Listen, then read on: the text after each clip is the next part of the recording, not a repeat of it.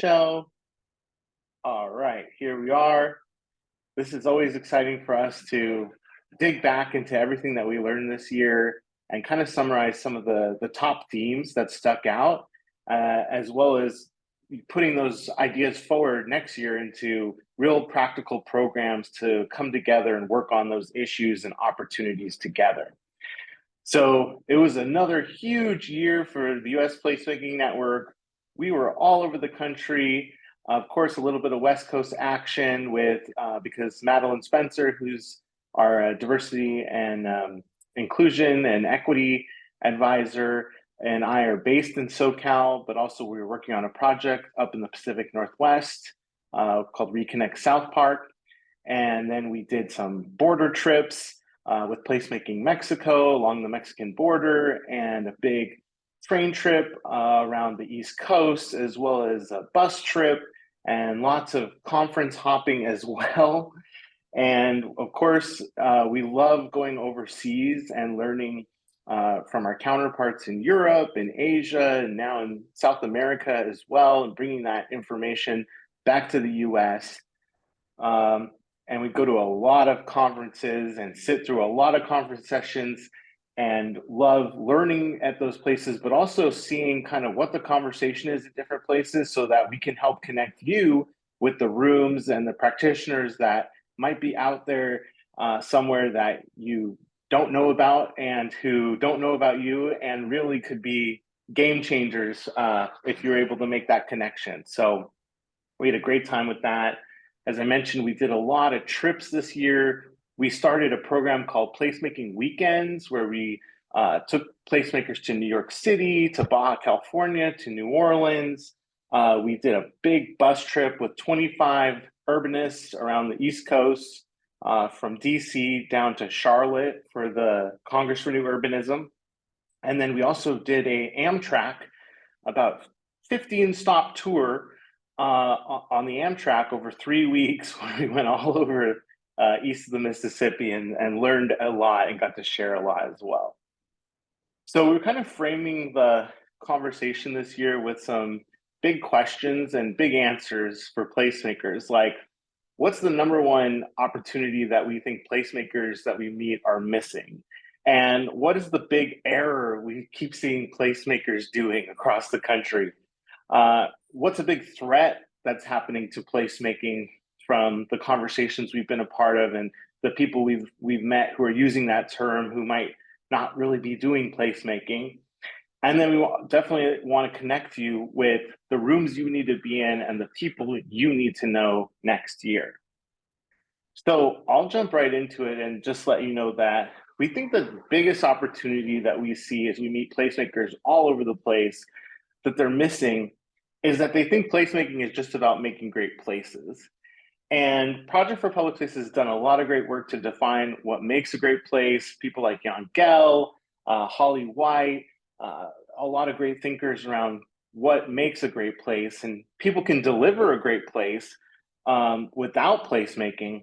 But when you're talking about placemaking, when we're talking about it, we're really talking about working with people to solve problems and create social cohesion in place. That step is so critical, that there's an iterative, in-place process to deliver the great place that people want to be a part of. And it's not just a copy and paste process. We call that place baking, because you're using the ingredient list, you're adding water, you're making it, the seating, the shade, the programming, maybe all the elements are there. Maybe it even feels great to be there, but it wasn't really made collectively, and it's there to be consumed, not co-created. And so one cool way to think about this is that real placemaking is about unleashing forces, the forces of democratic control of space, of entrepreneurship, of innovation, of education, of caretaking, bringing in next generation, and also keeping our elders engaged and involved in these public spaces. You want to unlock those forces if you're doing placemaking. And I thought this was kind of a powerful metaphor that I came across in some of our travels. This is down in Oaxaca, and I think it's called the Frozen Waterfall. And it's this tremendous, giant mountain and beautiful, like frozen waterfall in time. And you go all the way up to the top of it, and you find that it's really just this gurgling spit of water coming out of this tiny hole that created that entire gorgeous structure. And I think that that's a little bit like placemaking, is that these small contributions over time lead to these wonderful unexpected results. And I'll pull out just this wonderful quote that Madeline Spencer shared with me, and that's been resonating lately. Is from Buckminster Fuller, and it's this quote about the trim tab, and the trim tab is like the tiniest end of the rudder of a ship. And his quote, I'll summarize it, is basically that a giant ship, like even the Queen Elizabeth or the Queen Mary or the Titanic, that at the end of it, it's steered by a rudder, and at the end of the rudder, there's this tiny little rudder called the trim tab. And even though you think, wow, there's this great big ship and it's just going all by itself and all on its own, that really it's the maneuvering of that trim tab that moves the whole machine and makes it go. And he equates that to strategic individual action.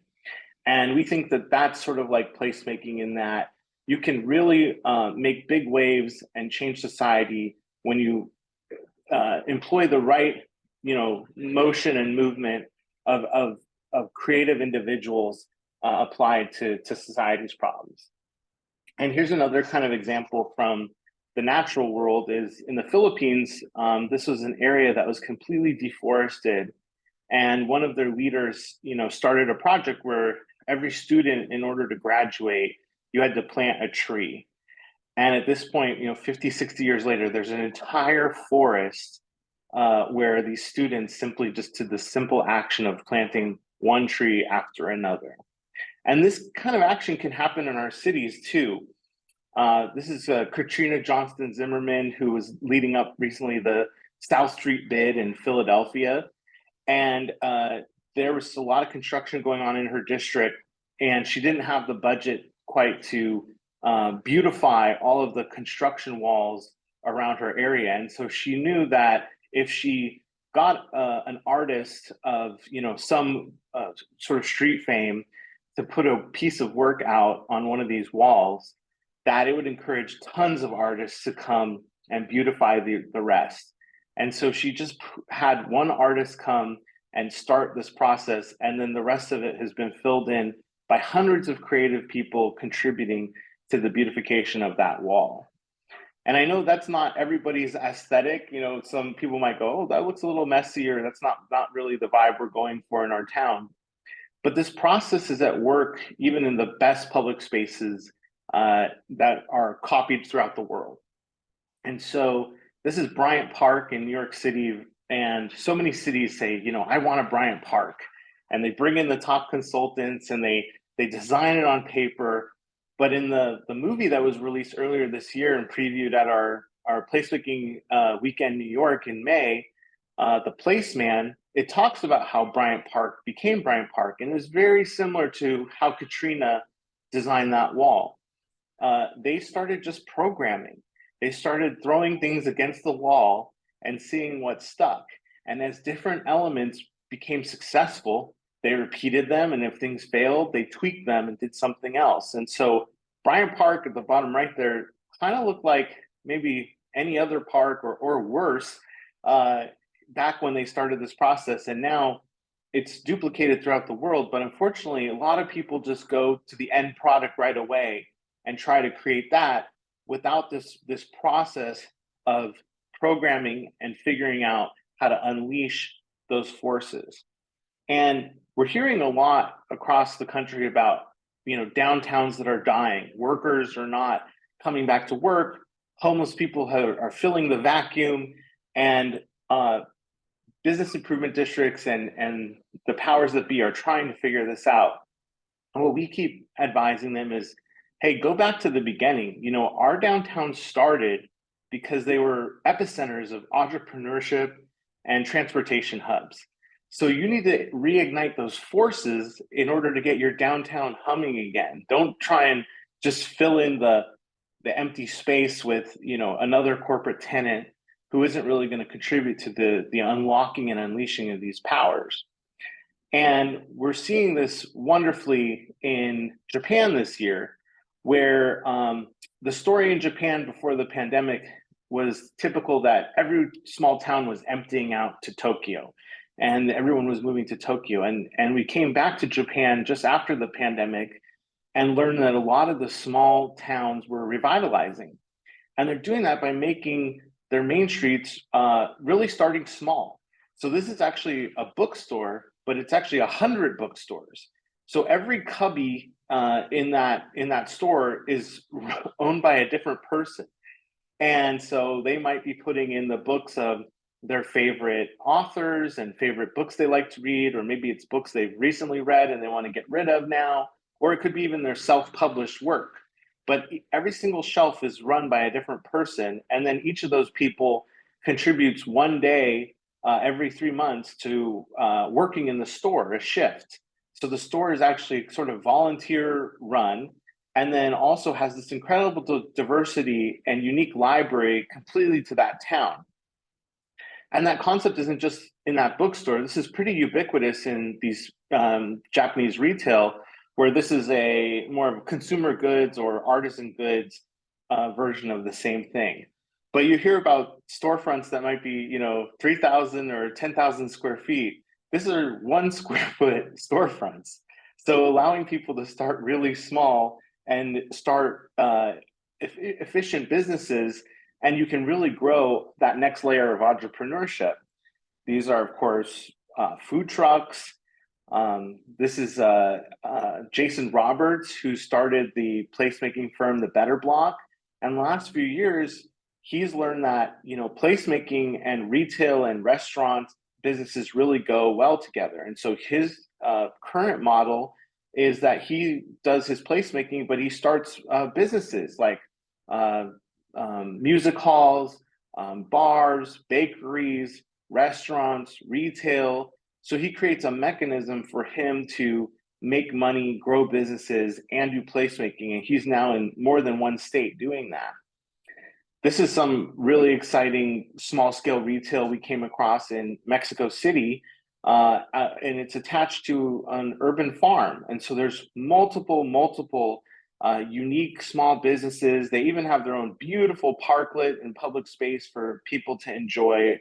And these are the entrepreneur hotbeds that can grow into bigger businesses. Here's a record store run out of a car, also in Mexico City.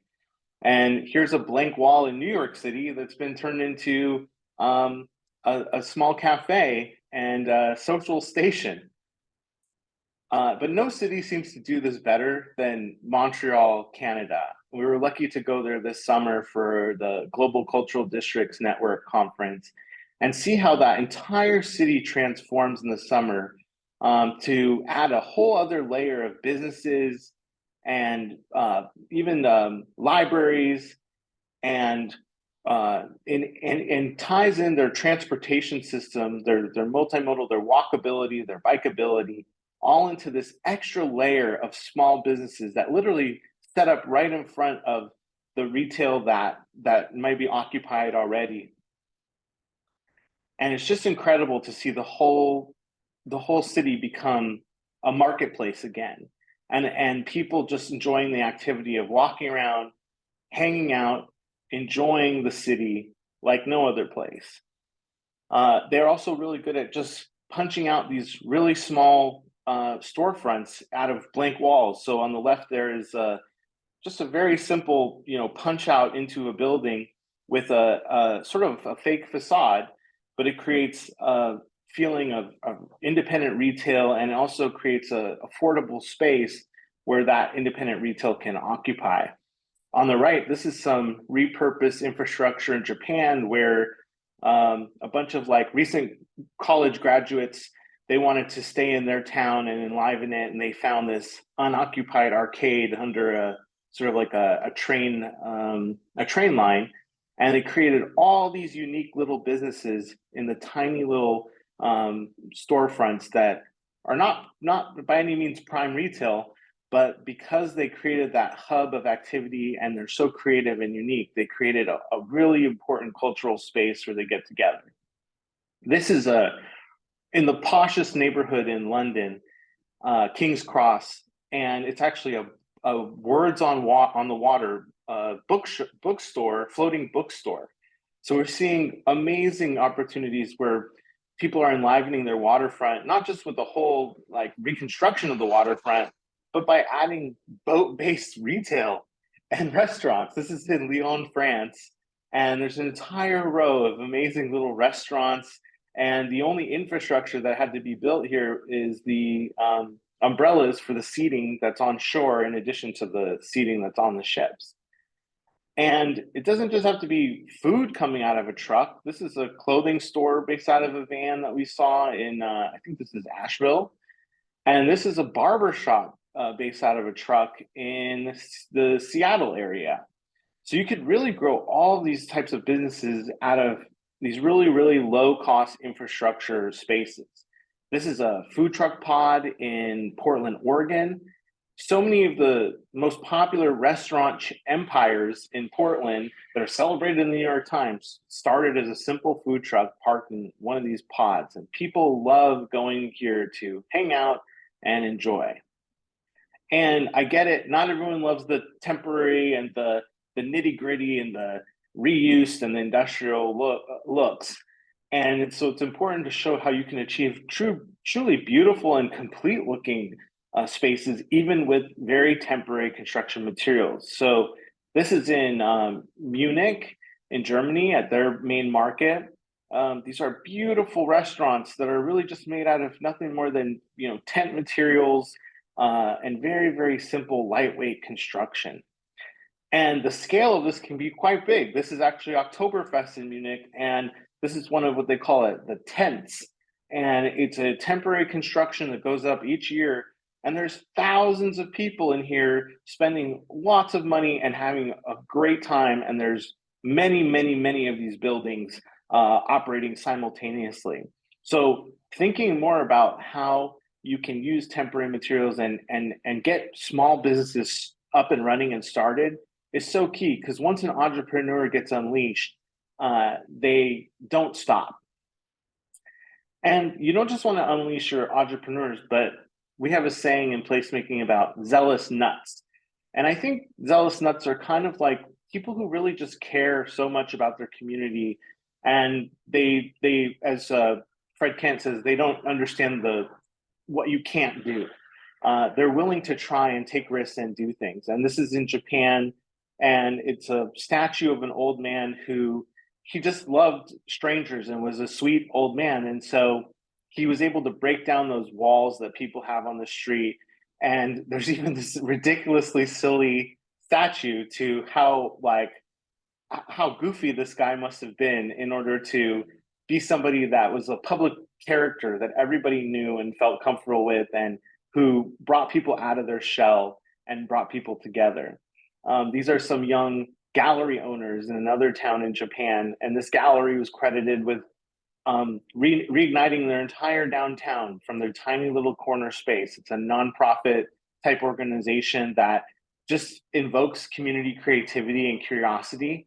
And through this one small endeavor, the entire area came to life.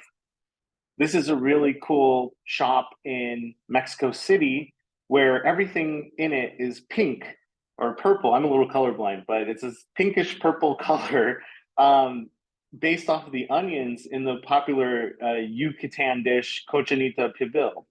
But this isn't just a great female-owned business. Actually, it's all female-owned employees, but it's also a safe space for women who may be experiencing domestic abuse.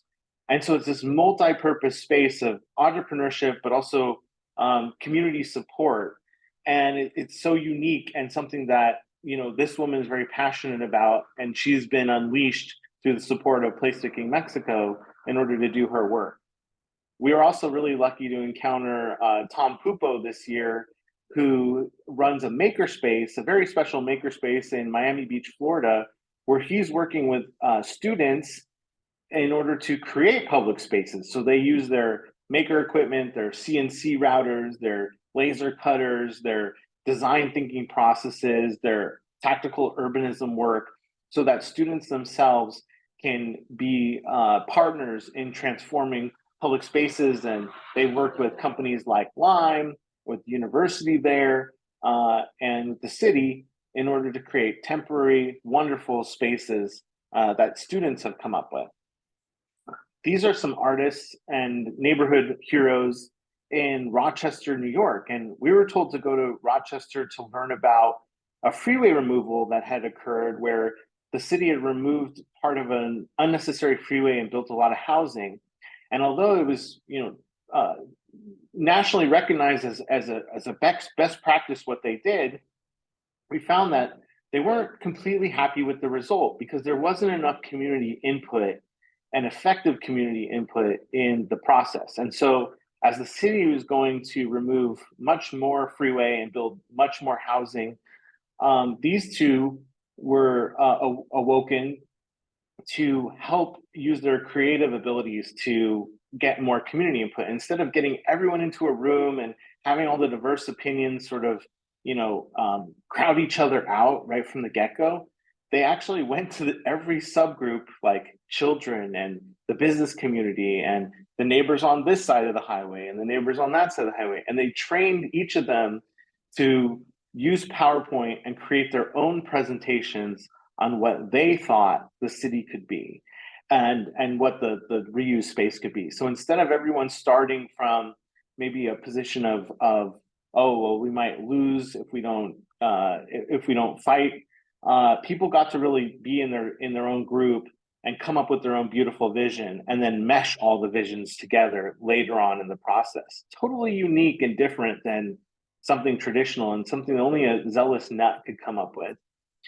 This is a city employee who repurposed an entire oil field into a beautiful restored park. And he had to do this through years and years of just really being creative in how he worked on this project, how he talked about it. And we really need to support people who are have these visions and dreams. And too often or not, they don't get supported and the project doesn't get done. And it's amazing what happens when we open up the power and the ways things can get done. This is a really special project up in the Olympic Peninsula in Washington, where it's a community managed roundabout. And so it's an official and authorized roundabout, but the city doesn't maintain it. And instead, it's just a few pieces of wood with some dirt and some planting in it. And it's maintained by a guerrilla gardener. And it's been there it was meant to be a temporary installation, I think, is how it got authorized, but it's been there for years and years and years. And it makes the neighborhood safer. It's pretty cool to look at. And it doesn't cost anything. This is a wonderful placemaker we met in Tijuana, a woman who is helping restore the Malecón there and also create bikeability events right along the border.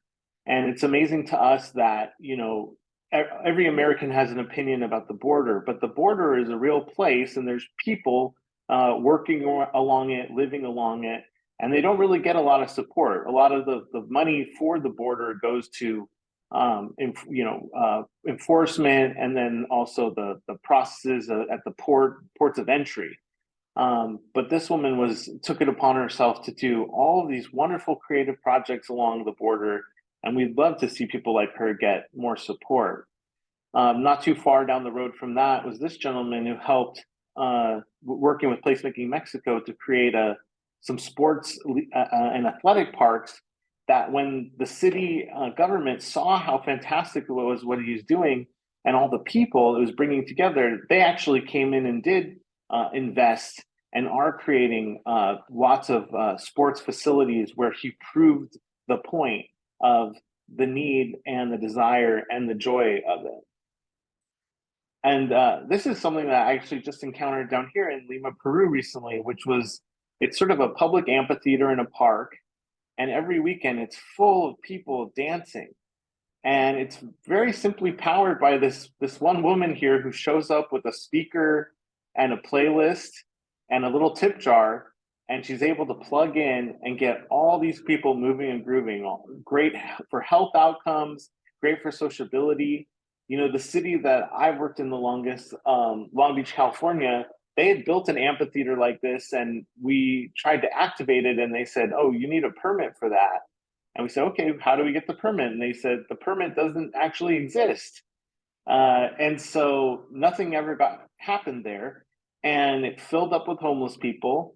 And then residents complained that it wasn't a safe place, and they actually filled it up with dirt, and now it's a dog park. So it's amazing how this woman luckily was able to get leeway to do this. She's absolutely famous, and so much good stuff being created, and nobody's paying her. She doesn't work for anybody, but she just loves what she's doing, and the people all love it as well. This is a gentleman we encountered in also in Rochester, New York, and he and there had been a city program to get people gardening on empty lots, and him and his wife took up the challenge and made this beautiful garden. It's been there for 16 years, and he and his wife just maintain it. It's a social space. It's a beautiful space, and you know, they're a little afraid it might get taken away one day, but other than that, it's just powered by this wonderful man. And so we really believe in getting your placemakers, your zealous nuts up and running, operational, remove those barriers, and let them ignite the city and the energy of the city. This is in London, England, at Hyde Park, and it's a place called Speaker's Corner, where people simply come every Sunday and argue with each other. And about 1,000 people come out, and they just argue with each other about different topics. And this conversation has been going on for over 150 years. They said that even Karl Marx and Vladimir Lenin and George Orwell had all come here and stood on their soapbox at some point and shared their ideas. When I was there recently, it was a lot of Muslim and Christian evangelists arguing about religion, and there were flat earth people, and there were vegans, and all kinds of different points of view and perspectives. But it was really beautiful to see all these people who, you know, see life quite differently coming out to the public space, enlivening it, and sharing, you know, opinions that were pretty heated at times, and but still able to keep it all together. And then this was a truly beautiful story that we heard recently about the power of placemakers in community, of those people who often get overlooked, who are really the linchpin figures maybe in your community that that we hope you can connect with.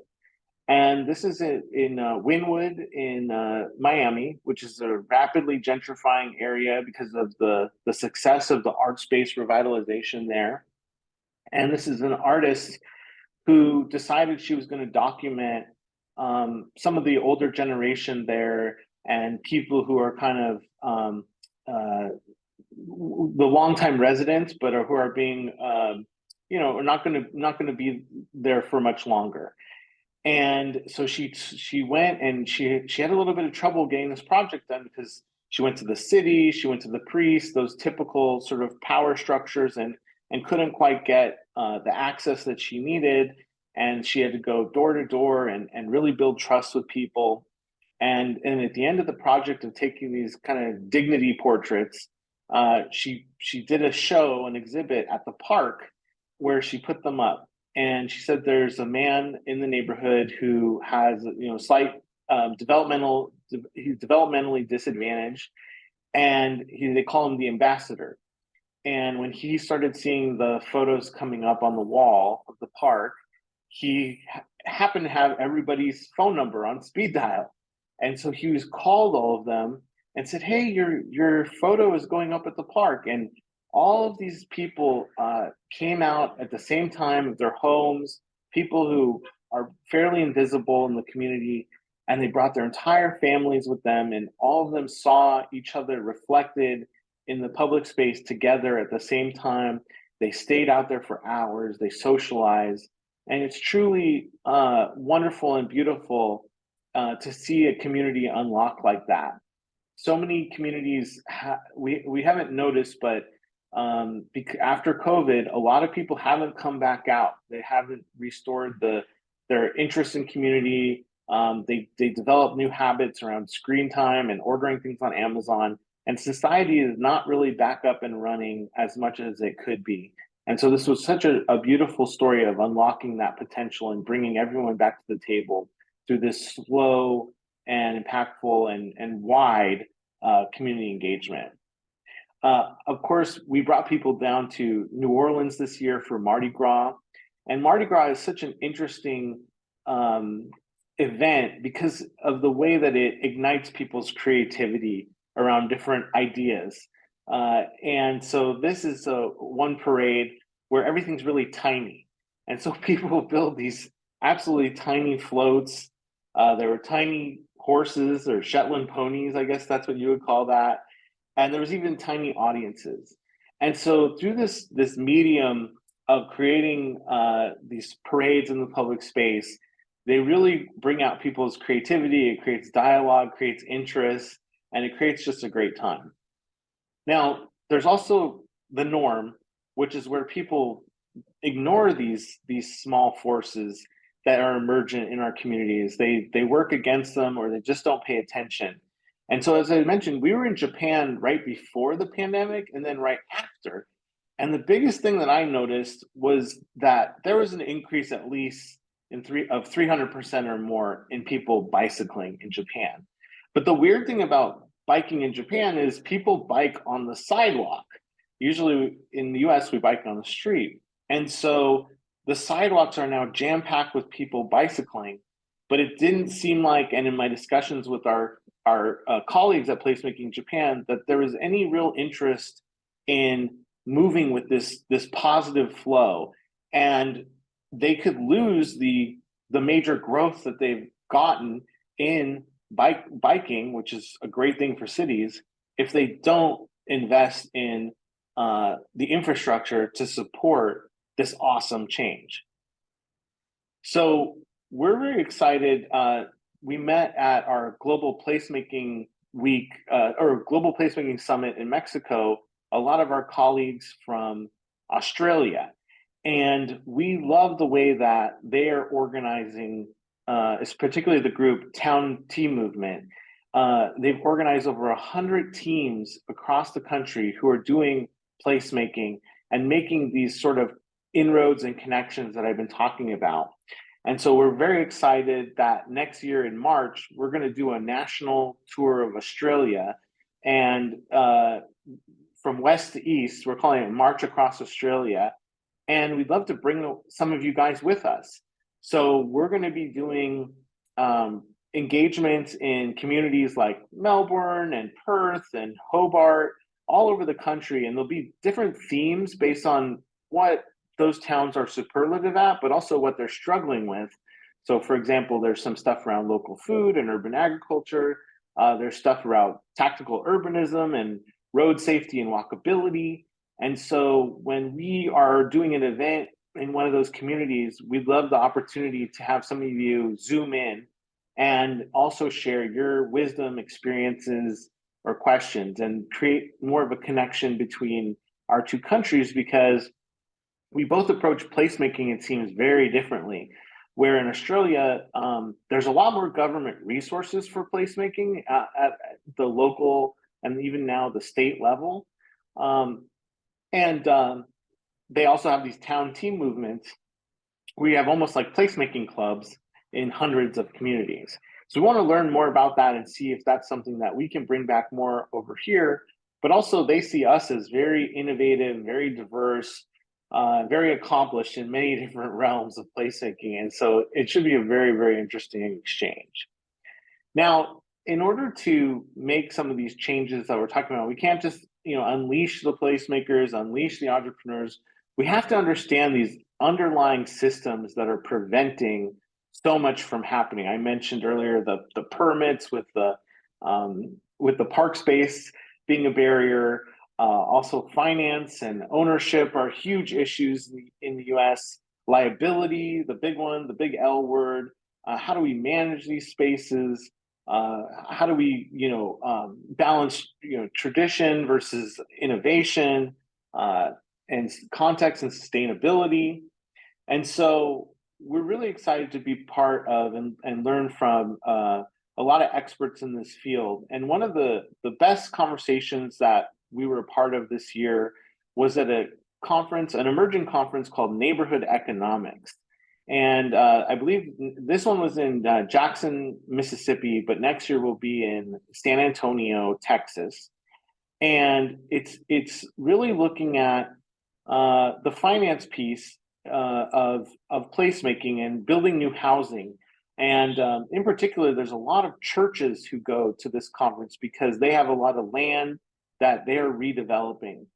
And we were really shocked to hear about the capital stacks that are being accumulated by these groups, and to learn a little bit at this conference, but also another conference in New Jersey on economics, about the important role that community development corporations and community development finance institutions are playing in shaping our cities, and also really should be more connected with placemaking. Because, for example, you had folks saying, okay, well, we need housing in our community, we need retail, we don't have business space. But then you'd ask them, okay, well, what kind of business space are you building? And they're building pretty large retail spaces, 3,000 square feet, 10,000 square feet. Now, that's not going to attract or create opportunities for the types of small scale entrepreneurship that a lot of our cities need. In fact, it's going to bring in corporate tenants who may be attractive to an owner, but when you have this kind of ownership transferring from corporate ownership to more community ownership, I think you have a lot more leeway and patience for developing the businesses of your community. And what we find is if you overbuild, then you're going to have to charge too much rent, and then the rent gets passed through into the product price. And so people who could open a business in your community can't afford to open that business, and people who could shop for things in your community can't afford to pay the price. And so it's very critical that placemakers get more involved with the ownership and finance piece of this, of what's going on, because there's a lot of building going on. But if we build the wrong things, we're going to build ourselves out of the equation. And with permitting, we have to be smart and understand how this stuff works, because you can make inroads with placemaking and then it can be taken away. So this was some placemaking we did with our farmers market in Long Beach, California, and it was quite wonderful because it was this sort of just grassy area, and we put out these chairs. And I guess at some point after a year or even more, a boat owner complained that they didn't like seeing all those people sitting there enjoying themselves. And so the city came out and said, well, this is not in your permit, and they removed the seating. And what was interesting, though, is this used to be just sort of a dead space, but even after the seating was removed, then people started bringing their own seating. This lady even, I asked her kind of, hey, what happened to the seating? Do you know? And she said, no. So I started bringing my own, and I have extras if you'd like a seat. So people actually started taking ownership for this space, but also providing additional seating for others. And we're really happy that we created this cultural change where there's seating here, but we also know, and the market manager said, well, when I renew my permit, I'm going to include this area in the permit so that the chairs can be redeployed. But it goes to show you how you can make a great place, and if you don't know the underlying systems, it can be taken away. This is a really interesting group that we met in our placemaking weekend, New Orleans, where this is actually Dash John Jordan, who currently runs the organization, but wasn't the founder of it. And what the original people who created this organization in New Orleans, they took an empty big box store, and they got financing from Community Development Corporation, Community Development Finance Institution, and they got Whole Foods as a corporate equity tenant in their building. And so having that Whole Foods market, which has been really great for the neighborhood, they also have created facilities for land trust, for learning kitchens, and for multiple nonprofits to be housed upstairs, for a community garden. So they were able to leverage that development to then create all the sort of community benefits they want, and even to take ownership over what they say was New Orleans' first commercial road, which originally was an indigenous shopping district and then became a black business district. And so they do the organizing for that black business district, which is incredibly well articulated in its retail. It has a bookstore, it has Ethiopian restaurant, it has soul food, it has barbershop. And so they're not just running that big box store, but they also are running the traditional Main Street. And all that came out of that rehabilitation of that property.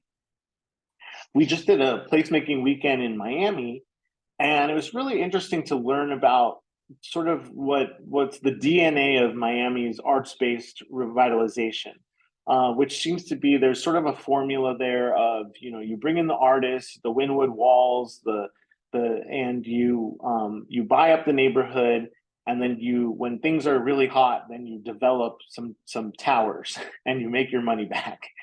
And this is a group that kind of bucked that tradition in a much more interesting and equitable way, where it's about 100 artists occupying tiny studios in an old bakery, giant old bakery. So it's just walls, air conditioning, and 100 artist studios. And when they wanted to create their sustainability plan and upzone, it was requested of them to really work with the neighborhood on the plan. And so they worked with their entire neighborhood to create a really more sort of like a group designed approach to how they would do this. And they're going to be building affordable arts housing, and they're working on keeping people in their neighborhood. And the investments there are really minimal, and just a really, really beautiful model. And you really felt like the artists there were at the table. They weren't on the menu like with some of the developers down there, but it was really being collectively created, and you felt a real sense of community amongst the artists, which is beautiful. And big hats off to the public space advocates of New York City, who gather monthly, people who run park spaces and business improvement districts and urban planning firms and architects and advocacy organizations and public space education organizations. They've been getting together for quite some time now and trying to move the needle forward for public space in New York City. And they had a huge win with the incoming mayor, Eric Adams, where the city of New York has created the first ever office of the public realm. So there's like a public space czar for the city, although they didn't want to use that title. And we had the pleasure of meeting her at Utopian Hours, an event in Miami maybe last month. And really, really impressive the way that she's tackling the siloification of public space in cities. You have the Department of Public Works, you have the Department of Parks and Recreation, you have the business improvement districts, you have the Partners of Parks, you have all these different entities regarding public space. And she's trying to really make the things work better together and move the needle forward. And so we're excited next year to partner with their office and to bring practitioners from across the country to New York City for a big discussion in June about this Office of Public Space concept, with the hopes to spread it to more cities, but also to look at what are those top issues in public space. Like, when you make an investment in a disinvested neighborhood for the first time, you're going to create gentrification. So what are the best equity strategies around that? And how can spaces that are adjacent to and contribute to public space, like businesses, can be part of the equation of the sustainability of public spaces when cities don't have those maintenance and programming budgets to activate those spaces as much as they need to in order to keep them vibrant and safe. So we're very excited about this conversation in mid-June and hope that folks who are thinking of bringing public space offices to their city or who are leaders and contributors to this conversation nationally can join us there. Also, I think one of the biggest and strongest messages we got this year was that the green city is the good city. We must work harder to become a city in a garden.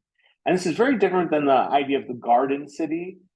Those of you who might know that concept of, the tower in the garden and this overuse of landscaping, I'm really talking about hiding our density, that scary D word, with more greenery and more beauty, because you can really absorb so much more density when you have a beautiful green city.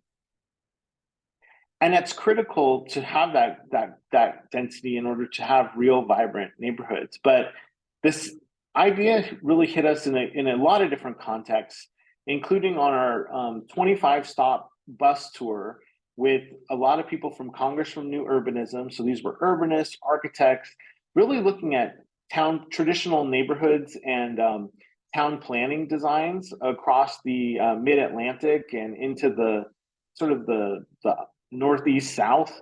And it was that we viewed about 25 different neighborhoods. And what really stuck out in all these journeys was that the neighborhoods with the most intact greenery and where the buildings sort of receded into the greenery were definitely the most pleasant. They were the most beautiful to walk around in. People seemed the happiest. And it really struck us that was a critical piece. But you can bring good greenery into the urban environment and really create these wonderful places that people want to be, and where business and community thrive. So this is actually in Medellin in Colombia, where they have a lot of these streets that are sort of filled in with businesses, but with also a lot of greenery. They have a canopy layer, but then they also have street side greenery as well. And this was an interesting case in Japan, where a new train line was built, and the neighbors really came together and had a very strong voice that they wanted a really green walkway, a meandering path, and a more natural feeling environment in their kind of semi-suburban area of Tokyo. And they really got this interesting pathway, but they also got gardens, and this is a really cool sort of innovation where they have this little book van in a garden, and you go and you shop in the book bus, and then you can hang out in the garden and read your book, and the guy's sitting in the driver's seat ready to sell you it. And a few days a week, I think the bus goes out to other locations as well. But then the neighbors were able to negotiate that the garden club, who helps maintain that garden space in partnership with the municipality, the train organization, which I think this happens to be a private train, that they would also have a small storefront where they could sell dried herbs and make hot tea that they grow in the garden. And so there's this sort of ecosystem that they created where they have a maintenance stake, there's income, and there's also beauty all being integrated. This is in Savannah, in the beautiful public square there during their farmers market on the weekend. And they have this wonderful farmers market under those glorious oak trees that just feels like such a great space to be. But then they do a really great job that as soon as you leave the farmers market area, then people can simply apply for like a $25 a year permit to be able to sell. And so there's these really unique vendors, artists from the nearby college, SCAD, who are setting up and creating a really interesting sort of alternative main street in the park there, adjacent to the farmers market, and just creating this very, very pleasant, walkable hub for downtown. This is also in Savannah, just down the street. And you can just see how massively the greenery sort of encases the buildings, and just how beautiful and wonderful it is. It's not far from where Forrest Gump was filmed, I think. And this is something that's really as old as the hills, and but we've sort of turned away from for one reason or another. Um, this is in Colombia, and it's sort of a colonial building, but also in a traditional mangrove. And just this feeling of being encased in nature is so wonderful, spectacular, and feels so good. And it so happened that while we were in Miami on a creative city break with our some placemaking Europe folks called Stratospherica, that we went to the Wolfsonian Museum, which is a museum specifically dedicated with art dedicated to the period where we really lost our connection with nature in cities, where we retreated away from nature and headed into the city.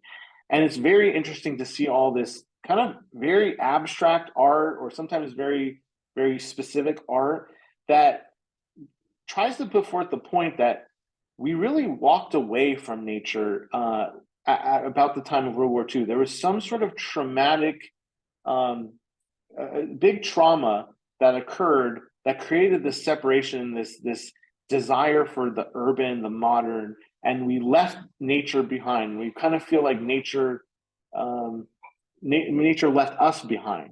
But there was an intentional break at this time between nature and cities, and it's time we get that back. And I know I've showed a lot of great, forests and swamps and tropical environments. So you might be saying, "Hey, well, we're in a desert here, bub. Like, we don't we don't have that natural beauty in our area." But even in the desert, this kind of incredible intensification of plant life can be created. And so, working with your master gardeners or your arborists or your landscape architects, or really bringing those people in to the table and to the fold, that these type of feelings and ecosystems and spaces can be created anywhere. This is in Mexico City, a beautiful parklet sort of hidden into a forest in the street. This is in Portland, Oregon, the wonderful, wonderful neighborhoods that are just so green and lush and such a joy to walk through and discover. This is actually a depaving project, a rewilding project in Miami. Also, we recently visited on our weekend there. It's called Miami Ironside, and is really originally just a warehouse.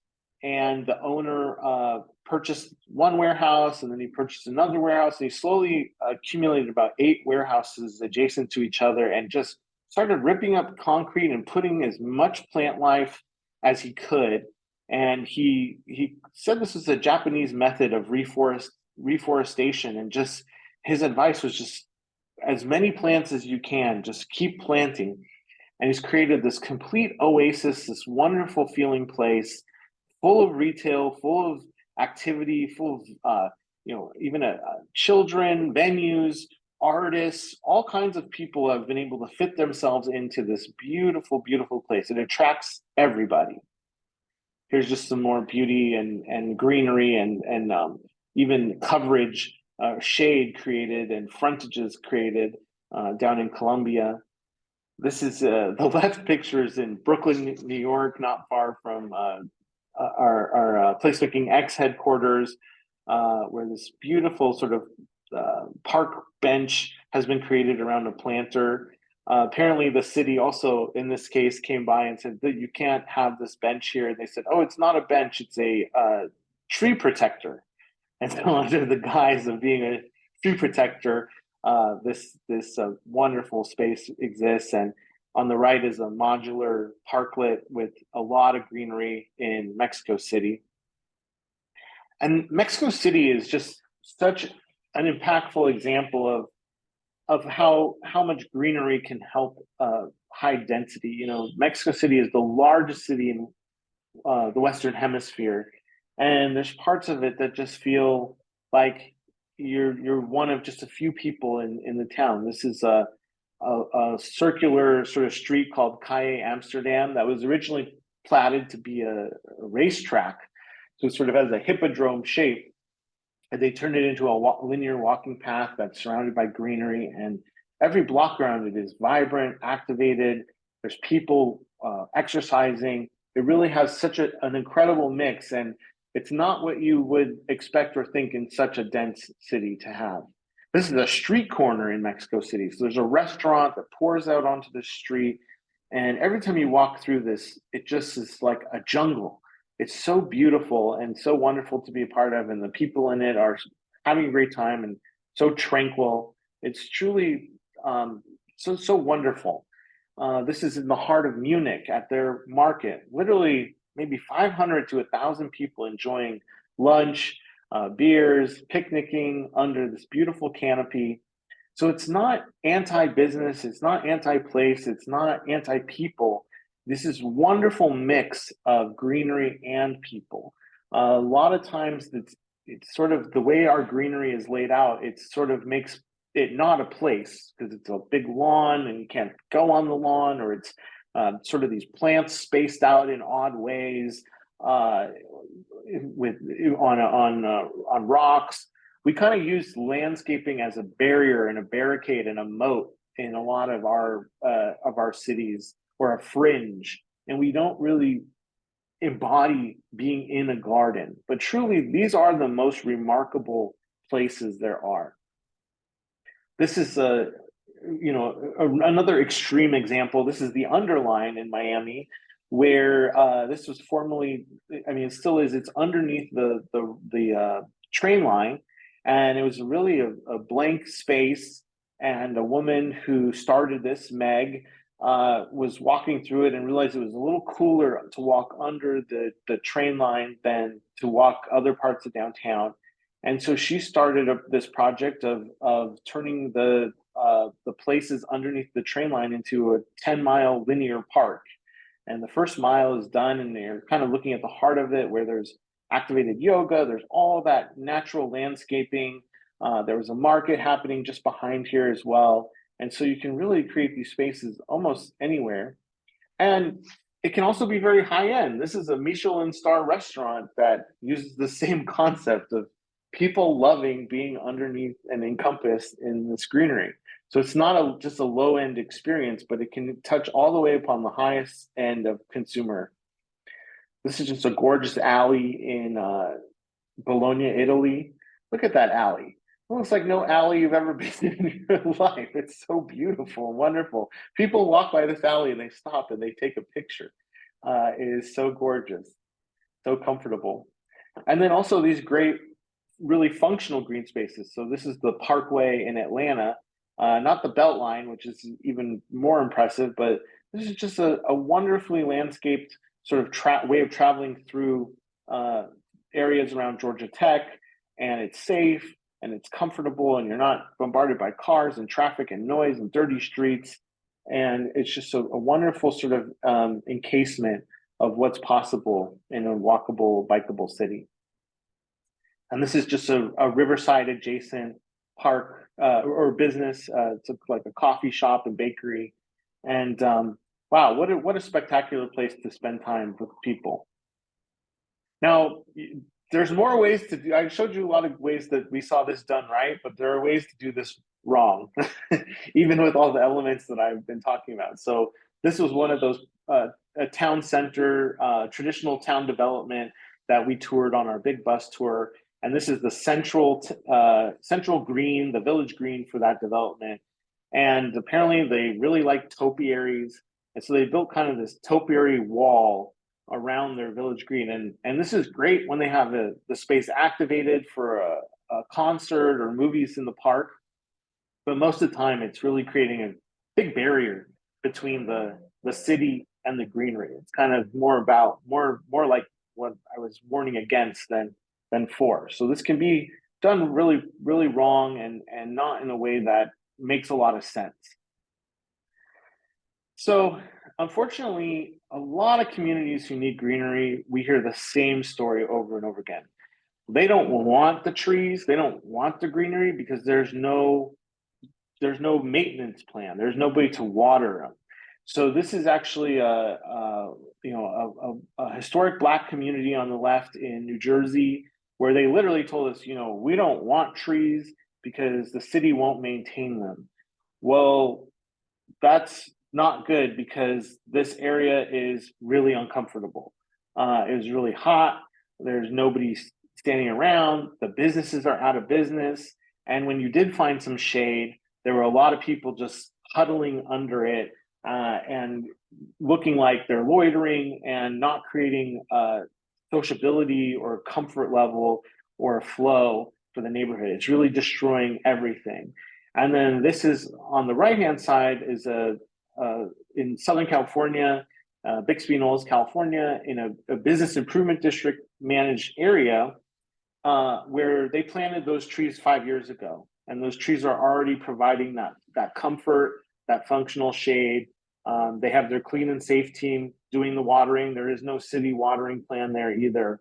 But really figuring this out is really critical, whether it's the businesses who water it, whether it's a business improvement district entity, whether you take up a collection and hire somebody with the proper equipment, because it's so much easier to have a truck with a big water spout coming down the street doing this than it is to be filling up buckets and all that. Although I believe the Bixby Knolls group has like a wagon set up and they do have certain spouts that they know they can get their water at.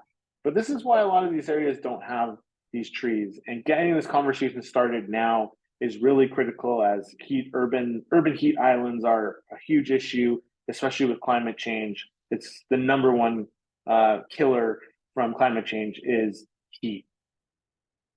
So looking towards next year with some innovations in this space that we're excited about is we were with John Bella, who helped create the first parklets and Parking Day, the International Parking Day event earlier in Mexico City this year. And we were also with Luisa Bravo at the Museum of Public Space in Bologna, Italy. And so, one thing that's really interesting about parklets, which has exploded since the pandemic, is they've really become associated with street side dining. But the original idea of parklets was that they were parking spaces that were turned into parks, into public spaces. And that's kind of been lost. And at the same time, while the restrictions on outdoor dining and parklets went way down during COVID, and you saw literally hundreds of thousands of these units pop up around the world, cities are becoming more restrictive now, and we're seeing them go away or become seasonal or less used. And so we're very excited to be working on an international parklet symposium next year in Bologna, Italy, with John and with Luisa, and that'll be during Parking Day weekend in the third weekend in September. So we hope folks interested in moving that discussion forward internationally and in the US will be there. I know a lot of the innovation is coming from Mexico City as well, where they've developed really great modular and green parking or parklets, a lot of which I've just shown you in this talk. So we hope to move that conversation forward. We're also working on a place management online and an in-person event, hopefully in the Northeast in May. And the reason being is, like I showed you, if you don't have that management layer to take care of the green spaces, to make them safe, to make them integrated, to water those trees, you're not going to get very far. And so this is a really critical piece of bringing those elements together that we hope that we can share and learn a lot of best practices in that field with some of the top practitioners doing that work. So also, we want to talk about, we really need to, we want to go back to nature, but we also have to become people of place. We have to become more indigenous again.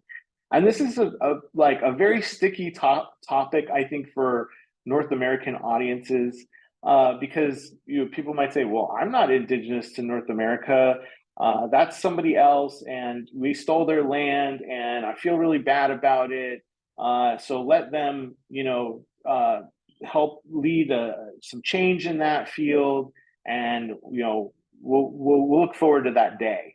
But really, we were all indigenous people at one time, whether you're indigenous to North America or to someplace in Europe or Asia or Africa.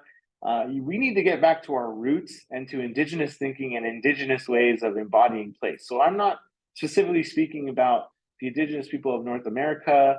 I'm speaking about all of our need to go back to this way of being. And I think there's a huge sort of block and distortion in how this works. For example, we were at an event earlier this year in Long Beach, California, and the Arts Council was opening up a sort of a grant reception, and they started with a land acknowledgement ceremony. That's that speech that you might get at the beginning of a meeting or a beginning of an event where they acknowledge that you're on the unceded land of the tribes who historically were the caretakers of that land. But the problem was this event was sponsored by the Port of Long Beach. Now, the Port of Long Beach is the largest polluter in that region. They are the destroyers of the earth of that area. And the event was being held at a hotel that part of its development deal and business occupancy deal is that it doesn't pay taxes. It got a tax abatement to not have to pay into the community that it's a part of. They're known for union busting, working against those hotel workers who work there, and even beyond is that the particular land that this land acknowledgement ceremony was on wasn't actually original land that was part of Long Beach. It's infill from the 1980s. So it feels like we're sort of like trying to do our best with this and trying to acknowledge this past, but we're kind of missing the mark. I feel like if you're trying to honor Indigenous people and you're doing it with the support of the largest polluter in the area at a venue that doesn't pay taxes, doesn't pay into the community, and on land that didn't even exist in the context that you're speaking of. So this is really rampant. I mean, everywhere in the U.S., in Canada, it's all over the place where there's really well-intentioned people trying to reclaim and recreate Indigenous type spaces, and they're putting up parks and they're putting out sacred symbols on the ground and they're commissioning art pieces, but these are not really dynamic Indigenous spaces that honor the earth, that honor people, and that honor our mutual aid to each other.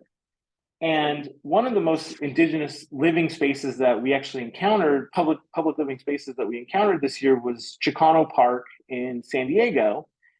And it's just such a beautiful space. It was created in conflict because it was built under a bridge, and when the bridge was being built, it was destroyed a Chicano barrio, destroyed a neighborhood, and sort of in the negotiations with the community over this, the community was told they would get a park under the bridge. And the story that we were told is that when the construction started, an old man saw the bulldozers and all that, and he said to them, "Oh, you're building the park." And the construction workers laughed at him and said, "We're not building the park. We're building a parking lot. You guys were duped." And so he went and told his neighbors, and they actually occupied the construction site, and there was a 10-day standoff between police and the community. And so this space was created in conflict, and it was fought for and won by the community. But when we showed up there, and it's a public park, but it's beautified and occupied and enlivened by these Chicano neighbors, we were kind of told we weren't welcome to be there. And so it felt like, although it was so beautiful and authentic, that it also lost that notion of what public space is. It's wonderful to bring these, sacred symbols and activities into public space, but then to tell people they can't participate or be there is also not quite correct. And so we were very lucky to go down to Oaxaca earlier this year and be there during the largest Indigenous festival in Latin America, and really learn from the living Indigenous people about what being Indigenous meant to them, and what Indigenous spaces felt like, and what kind of activities are really associated with being Indigenous. And to see the event called the Gilagitsa, which is that large festival where the one indigenous sort of community from each of the 8 bioregions is selected to share their culture and to basically march on the city and show off what they love and what they do and who they are, was one of those beautiful and interesting things that I think personally I've ever been a part of. I was weeping in the street every night because I felt like I never seen really an alive city and really seen entire population really express who they are and how they're connected to the planet and each other. And it was a truly remarkable experience that I think many of us would benefit from learning from, experiencing, and seeing how we can access this type of knowledge and share it more accurately in our communities, uh, including bringing traditions back to life, but also learning that Indigenous people also like to learn from other cultures too, uh, and take on new ideas and different ideas as well. So a lot of the notions that I had about this were really shattered and evolved by participating in this wonderful event. And so we're excited to partner with Placemaking Mexico in July to bring folks down to Oaxaca and to really learn about and experience this. And I think it'll really revolutionize the conversations and the abilities to create and co-create authentic Indigenous spaces, but also to connect with what this is, what this really is and means in each of us. So something that's been very interesting this year, and it's definitely been building up for many years. This isn't new, but it's something that just we saw so much of this year, and it was so beautiful, is that how really placemakers can help cities become better places to raise children.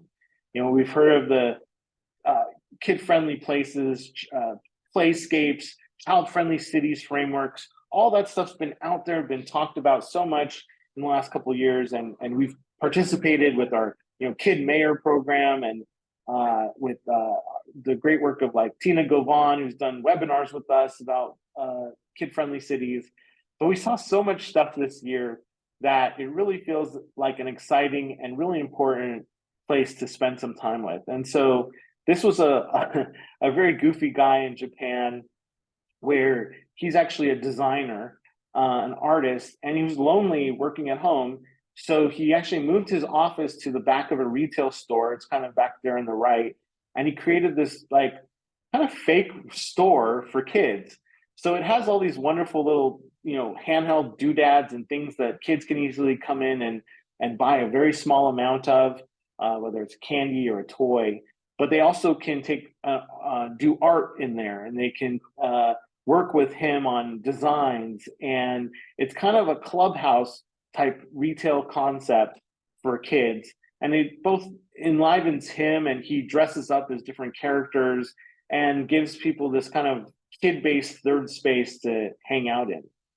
We did a lot of advocacy for creating kid spaces at farmers markets. And so this was some of our experimentation in SoCal, where we just sort of handed out toys at the farmers market.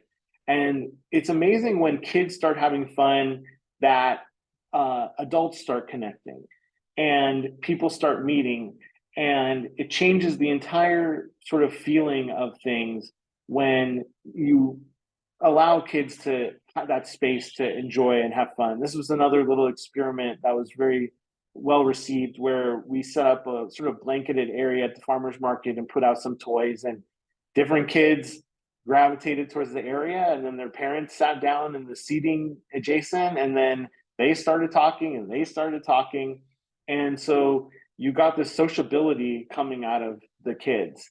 And older kids too, we engaged them and got them drawing what they thought the farmers market should look like, and helping us with the younger kids. And just incredible how simple and how quickly you can change just a traditional shopping environment into a neighborhood or a community when you start to activate those younger users. This was in split Croatia, where just maybe out of happenstance, there's a little sort of cafe in a very park-like neighborhood development, and then adjacent to it was kind of this tiny forest.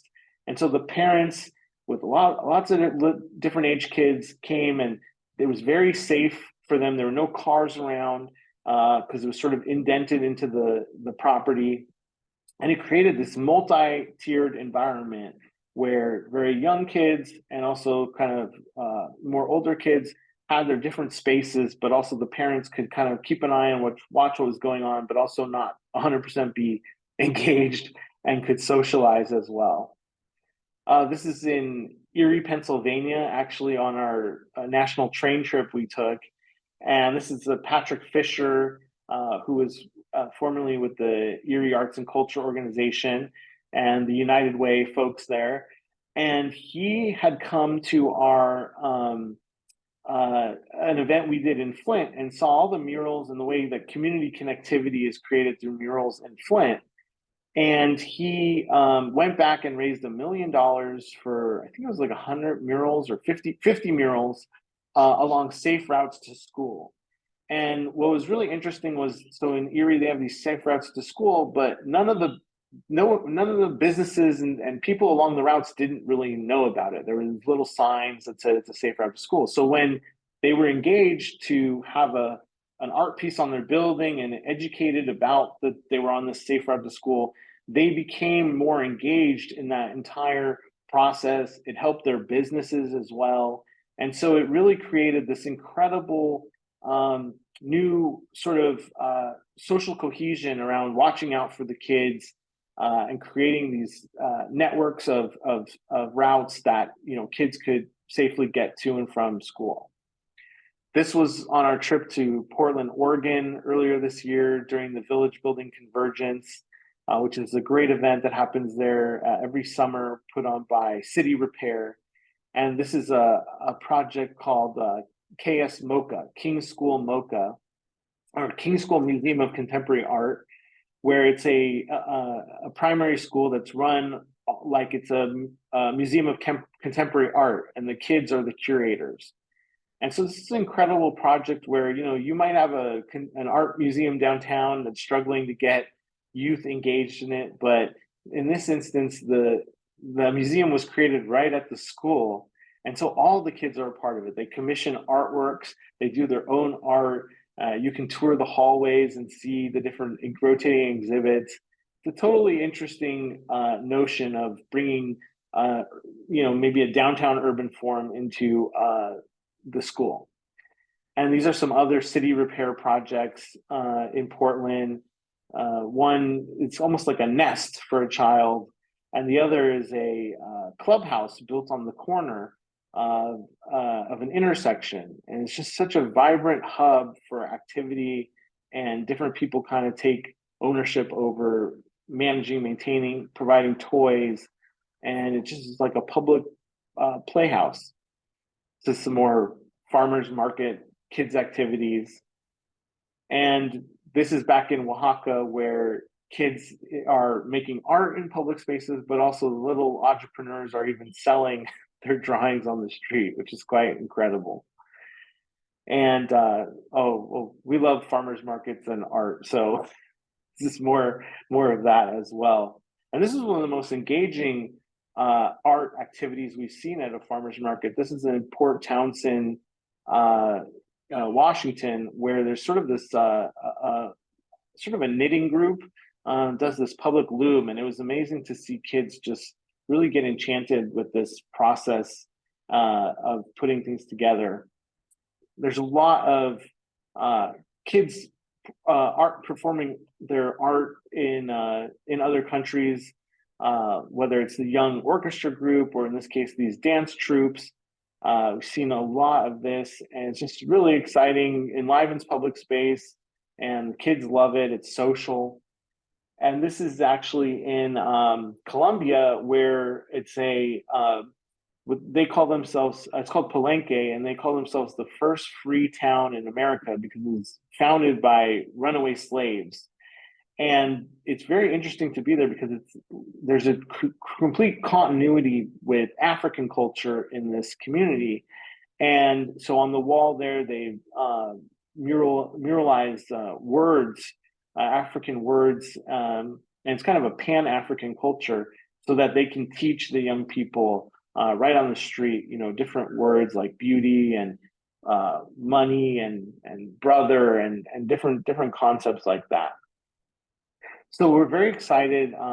Madeline Spencer, my co-director, has done systemic work with involving the school district in the city and enlivening it, but also in creating really beautiful opportunities for youth themselves. And so we're going to be doing a school in the city online training, and we're working on also an in-person event, hopefully in the Northeast in May, to dive deeper into these topics. And so now I want to jump into, some of the biggest errors that we see placemakers making again and again, those sort of things where people seem to be a little stuck on what placemaking is and how it works, and doing these same goofy things over and over again that drive us crazy. So the big thing that we see that is sort of problematic is this idea that you can do placemaking from some design office, or from the 8th floor of City Hall, and then deliver that completed jewel box to the people. Okay, we listened to you, we've crafted the solution based on everyone's input, and now it's perfect, and now we're going to put the big budget out there. We're going to build the perfect box for you all to play in. And that is not placemaking. This is a park in El Paso, and you can tell this was kind of designed in that way of, it was designed in some office. It has a lot of politics involved in its design. And then on the ground floor, it literally makes no sense at all. Some of the stories we heard about this park was that, it's the fire department really wanted to be recognized in the creation of the park. So they, about, looks like maybe a third of it is dedicated to some mural, or not mural, a statue. And then there's a fence around the statue. There's chairs facing each other that make no sense. There's way too many trash cans taking up lots of valuable space. And then you got this poor guy laying there in the most obscure way. It's just bizarre. And these are the type of, if you build it, they will come type projects that they are anti-placemaking in every way. They weren't created through programming to place. They weren't created in the space iteratively with the community. This is a bunch of elements put down on a piece of paper that probably looked orderly and good on the blueprint, and that just absolutely create an abhorrent and weird space that makes no sense from a ground level experience.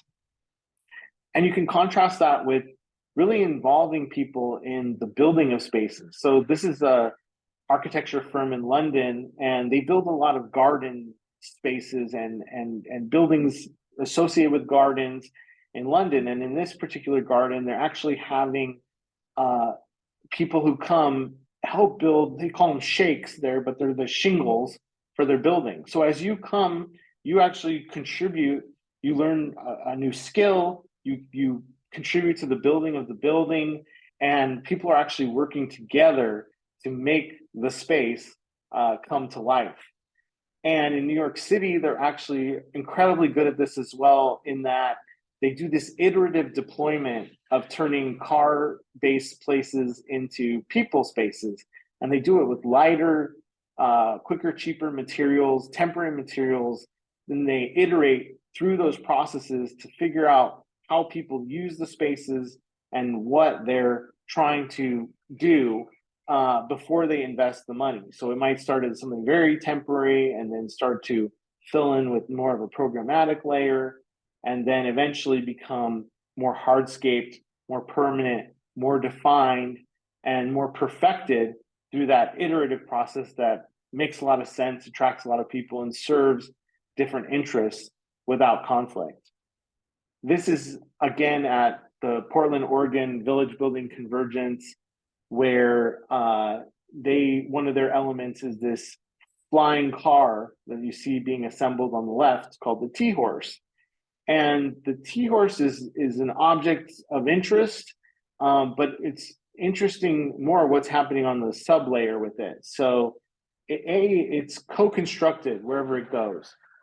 It takes 10 to 15 people to build it each time, to put its wings on the vehicle, to pull all the equipment out, to manage it. And so immediately, people are working together, they're sweating together, and they're making this place collectively. And that's really important. It releases endorphins. It creates a concentric circle of pride around the place. And then another kind of little trick underlying with it is the tea horse hands out tea, but instead of giving you a go cup, so you might get your tea and then run off or go somewhere else, they give it to you in a mug, a magic mug, they say, that really encourages you to stick around. You're going to have to hold that thing and hang out for a few minutes.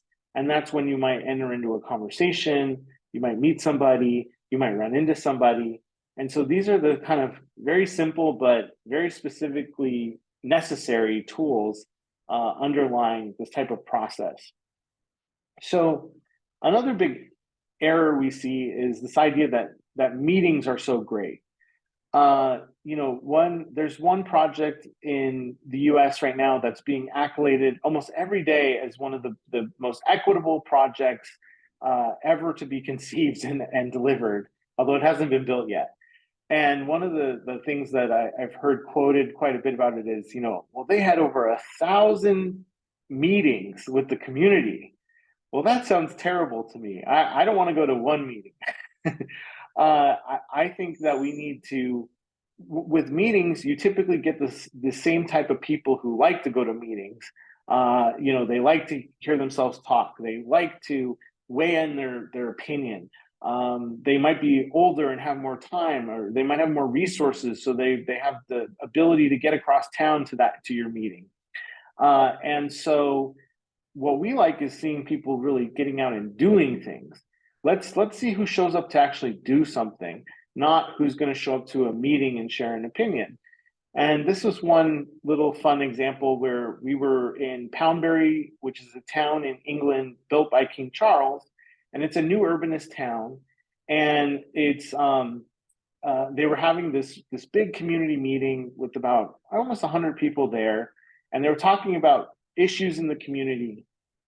And the big issue that kept coming up was teenagers, and how the teenagers were loitering and they were committing small crimes, property crimes. And luckily, the people there were empathetic enough to say, well, it's because the teenagers have nothing to do. But the average age in the room was 70 plus, and there was nobody under 50 years old in that room besides myself. And so one could say, well, this probably should not be a meeting, but maybe it could be an event at the park, for a pizza party at 4 o'clock in the afternoon, and start to unpack these issues with the teenagers themselves, not these folks who, although well-meaning, are really out of touch with the issue. And of course, the solution that they came up with was, hey, that green space that all attracted us here in the first place, let's put a big fence around the green space so that kids can't commit these crimes in the space. And we love this example in Philadelphia we ran into earlier this year, where the budget office, instead of working on the city's budget, you have to go to a meeting at City Hall, or maybe even go to your neighborhood association meeting, places where not too many people are hanging out. You don't get the greatest cross section of society. They actually have this great pop-up in the park, an interactive display, and we're engaging with way more people and different types of people around this critical and somewhat obscure and protected but important topic right in the public square. And on the left here was just a few weeks ago at our Placemaking Miami event, where we worked at a maker space that I mentioned earlier. to build a piece of furniture. So our friends at the Better Block have an open source software, open source models of different public space elements that you can print out onto wood and then assemble really easily. And what's great about this is that same thing of you pick what you want, people print them out, they build them together in the space, and there's a sense of ownership, there's a sense of experimentation, and there's an iterativeness to the designing and finding out what functions and forms work best in your public space. And on the right, they have no CNC router and makerspace. This is in kind of a small town in Colombia, but the people have taken ownership over their own little public square and created this wonderful Christmas display and a few pop-up businesses around it. And you can feel the personalization and the pride and also the shared values that are being created in this public space. So we're really grateful to Matt Kleinman, who came to our placemaking weekend in New Orleans earlier this year.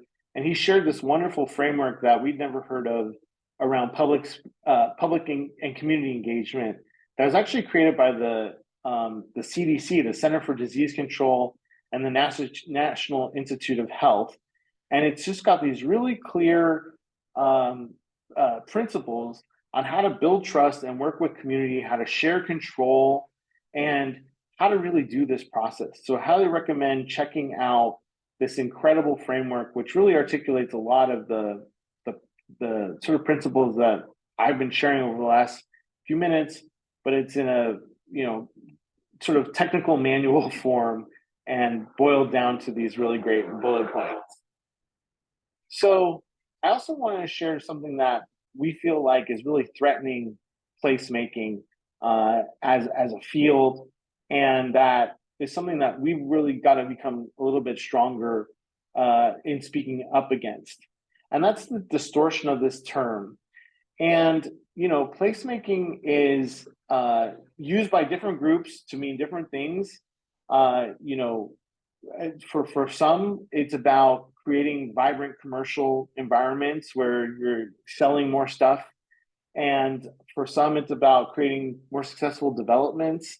And for some, it's about, that architectural last step of scale, proportion, and then street furniture. And then you have like really enthusiastic newbies who are great at social media and who can really get a message out there, but maybe don't know too much about placemaking as a practice, as a process. And we were really sort of taken aback earlier this year at Placemaking Week Europe when there was a place-led development conversation, and this woman was on the stage who's the creative placemaking fellow for the Urban Land Institute. And she said that placemaking was started in the US in the 1920s by a man who developed a mall 4 miles from the center of Kansas City, and it was a big success. And besides the sort of like obviously strange sort of statement that placemaking was started by a suburban mall developer when sprawl and malls are kind of antithetical to placemaking, she happened to be talking about this guy, J.C. Nichols, who created the Country Club District a few miles outside Kansas City. And if you Google J.C. Nichols, the articles that come up have titles like "The Man Who Made the Suburbs White." And what the Country Club District was it was basically a protected development, meaning Black people, Jewish people, Hispanic people were not allowed to own property, to rent there, to open a business there. It was actually the prototype, according to some scholars, for what later became a federal policy called redlining, which resulted in the subsidization of white suburban spaces and the disinvestment of the city, of urban spaces, of neighborhoods of color. It destroyed the places of our country. So to have her on stage saying that this guy was the creator of placemaking was really pretty shocking to me. And it's something that, you know, we ended up writing an article about, and are really going to be a little bit more aggressive about responding to and trying to define the types of placemaking that we think should be the model and what the process is, and not just that end result of what people kind of see at the most surface layer as a successful place. And this isn't just, you know, that group and that woman, but even this really, really obscure project that you may have heard about in Saudi Arabia called The Line, which is a like two-dimensional city being built in the middle of the desert out of nothing, is literally the cut from the cloth of people like Le Corbusier and modernism and all the movements that placemaking was really created as a complete rejection of this type of utopian from the page to the stage type of city building. And they literally have an online TV show that they've created called The Placemakers, where their futurists and urbanists and planners are walking around pointing in places in the desert and explaining how they're going to create utopia there with their giant plop future city project. So this term is being distorted left and right. This is a hardware store in New Zealand called the Placemakers. And so, you know, there isn't really a lot of mechanisms out there to protect this term. But the real beauty and benefit of this term is it is this sort of handshake for so many people around the world and around the US who are using it that right way, and trying to make their cities more caring and connected places. So we're still definitely with it, but there's definitely a big threat in the way that the term has been popularized and being distorted by some. And so we really want to thank you for, you know, hearing about these lessons that we learned this year and carrying the into next year with efforts and with real world gatherings and online gatherings. And so we'd love for you to reach out and help connect you with the event that you need to be at next year. You know, we've gone to so many different conferences in the placemaking space and the adjacent placemaking spaces, like in urbanism and health, in economics, and we would love to see the right people make it to the right rooms. So if you have some questions about some of the events that we've attended or want to invite us to an event, we'd love to make that connection and see that these really critical conversations take place next year. And also the same goes for connecting with that practitioner or that case study that could change everything for you. You know, in the last few years, we've really seen ourselves as B2B, placemaker to placemaker connecting force, where we've gone and met with placemakers working in their community and seen what they're doing. And we either are taking notes and going, wow, this is something really that needs to be shared, or we're finding that they really need to know somebody who we've met down the road. And that's created all kinds of incredible impacts to have these person-to-person connections. And so we want to keep doing that and make sure that if there's something you're working on, that you know about the key case study that might be out there and are connected to that person so that you can benefit from what they did and what worked, and also learn about what were some of the underpinning forces for or against success of that project. And of course, you'll need to recontextualize that information to your own situation, but we've really found this to be super effective. And as we move next year into more systemic change type events and approaches, we don't want to lose this important component. And so with that, I hope you enjoyed learning a little bit about what really struck us this year as important, as big trends in the field, as meaningful movements that need to be made, and that you're excited about some of the things that we're kicking off next year, and that we continue to work together and be connected in this incredible US-based movement, but also especially with our global partners and our whole humanity that we're working with on this important endeavor.